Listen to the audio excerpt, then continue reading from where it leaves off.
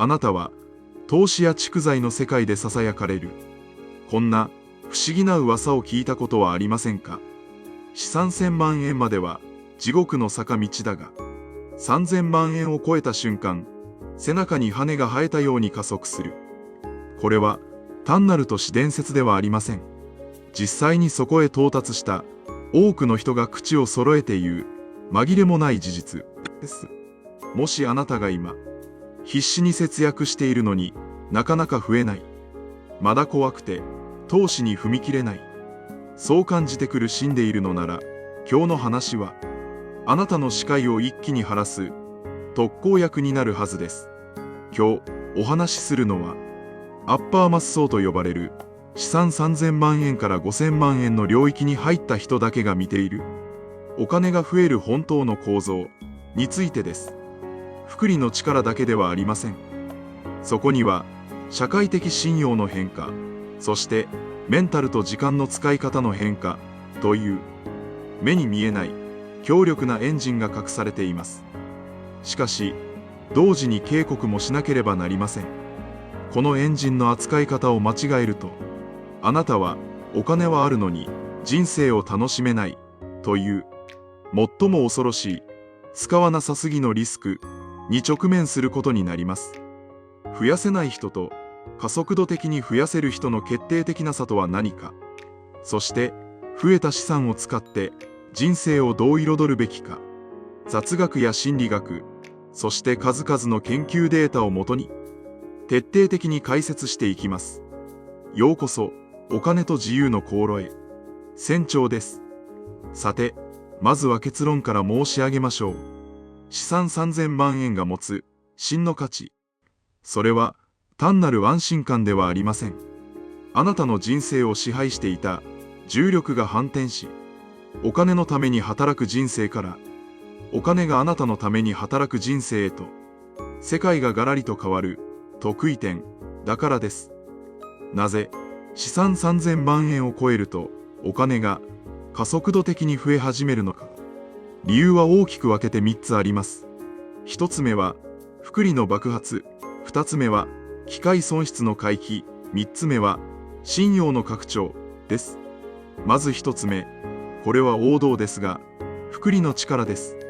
アインシュタインが人類最大の発明と呼んだこの力は、金額が大きくなればなるほどその牙を剥きます。資産100万円の時、年利 5% で運用しても利益は年間5万円です。月4000円ちょっと。これでは生活が変わる実感は湧きません。だから多くの人が投資なんて意味ないと挫折してしまいます。しかし3000万円の 5% は150万円です。月に直すと12万5000円です。あなたが寝ている間も遊んでいる間も、もう一人のあなたがアルバイトどころか正社員並みの働きをして毎月12万円以上を口座に運んでくるのです。ここで重要なのは、この150万円があなたの労働時間を1秒も奪っていないということです。これが不労所得の真髄です。労働で稼いだお金と資産が稼いだお金が合流し、川の流れが激流になるように資産形成のスピードが一気に跳ね上がるのです。次に2つ目、これが意外と知られていない機会損失の回避です。お金がない人は常に短期的な視点でしか物事を判断できません。今月の支払いがきついから保険を解約しよう。暴落して怖いから安値で売ってしまおう。余裕がないから損だと分かっていても目先の現金を作るために動いてしまう。これを貧困の罠、スケアシティマインドセットと呼びます。しかし3000万円ある人は違います。今は暴落しているけれど生活には困らないから放置しておこう。安くなっている有料株を今のうちに買っておこう。このようにドンと構えて待つことができるのです。投資の神様ウォーレン・バフェットは言いました。株式市場とは忍耐のない人から忍耐のある人へ資産を移動させる装置である。3000万円という余裕資金はあなたに忍耐力という最強の武器を与え、結果として資産を加速度的に増やしてくれるのです。そして3つ目、信用の拡張です。これは銀行からの信用だけではありません。社会からの信用、そして何より自分自身への信用です。3000万円持っている人は、お金のために魂を売る必要がない人です。だからビジネスの場でも無理な契約を取ろうと焦りません。嫌なら断ればいいという余裕が逆に相手に信頼感を与え、良い仕事や人脈を引き寄せるのです。お金持ち喧嘩せずという言葉がありますが、あれは真実です。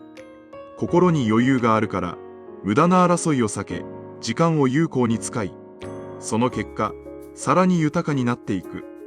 これがアッパーマッス層に起きる好循環のスパイラルなのです。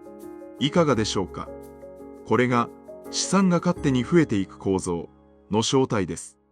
しかし、ここで私はあなたに一つ重大な警告をしなければなりません。ここまで話した増やす力が強すぎるがゆえに陥る主戦度の悲劇についてです。あなたはDie with Zero、ゼロで死ぬという本をご存知でしょうか。この本が問いかける強烈なメッセージ。それは、お金は使わなければただの紙切れがという事実です。資産3000万円を目指して必死に節約してきた人ほど、この罠にはまりやすいのです。使うのが怖い、減るのが怖い。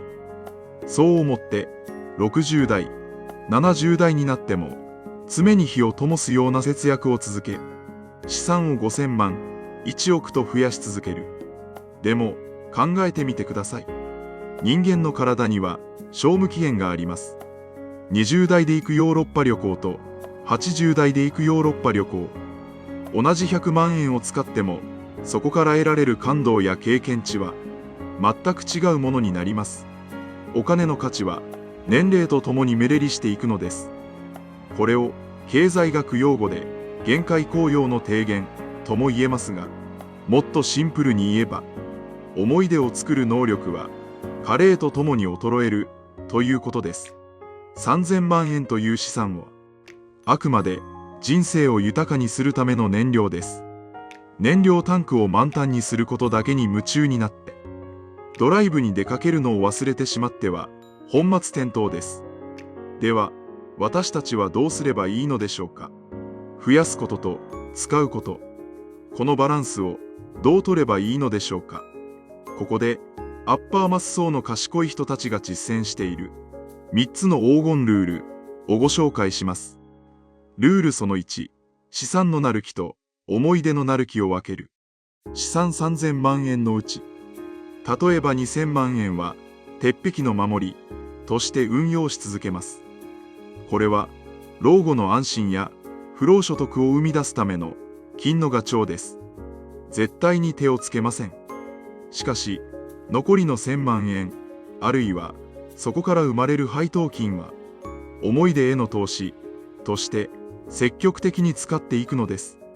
孫との旅行、新しい趣味、習い事、寄付、経験にお金を変えることで、あなたの人生に思い出の配当金、メモリーディビデンドが積み上がっていきます。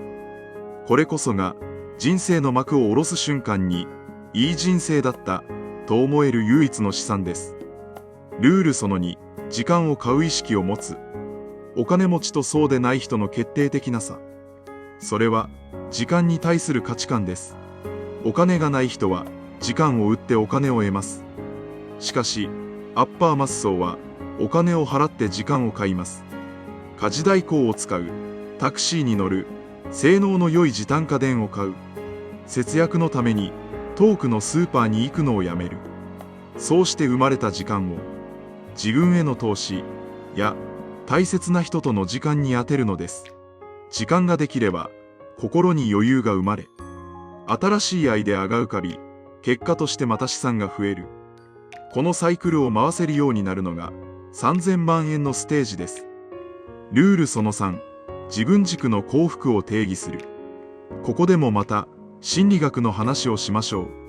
社会的比較という言葉があります。人は他人と比べることで不幸になります。隣の家の車より高い車を買いたい。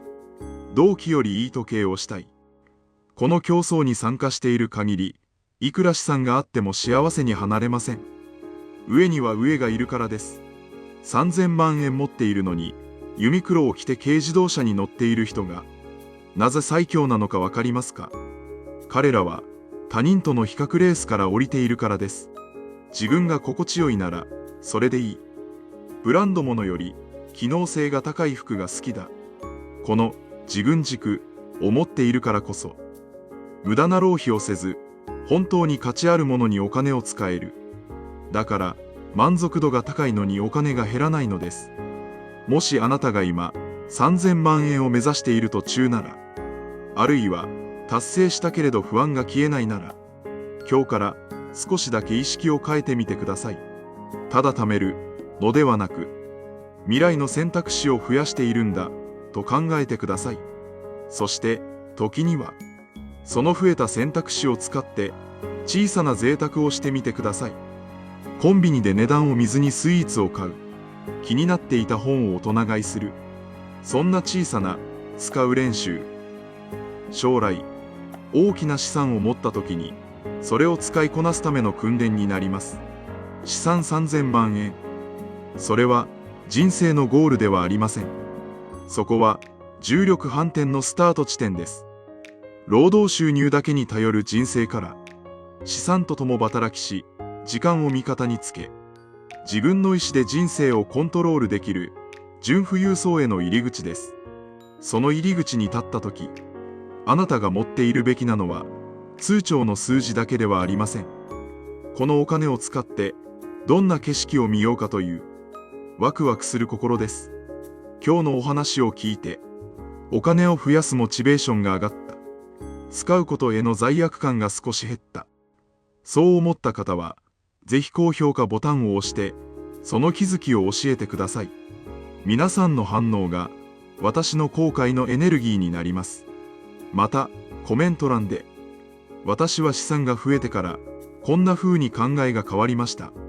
これからこんな風にお金を使いたいです。といった具体的なエピソードがあれば、ぜひシェアしてください。あなたの経験が他の誰かのお金のブロックを外す鍵になるかもしれません。このチャンネルでは、これからも単なる投資テクニックだけでなく、お金の心理学、行動経済学、そして幸福な人生の設計図について、リアルな情報を発信していきます。まだの方は、ぜひチャンネル登録をして、私と一緒に賢く、したたかに、お金と自由の航路を進んでいきましょう。人生は一度きりです。溜め込んだ数字を眺めて終わるのではなく、その数字をエネルギーに変えて、最高の旅を楽しみましょう。それでは、また次回の動画でお会いしましょう。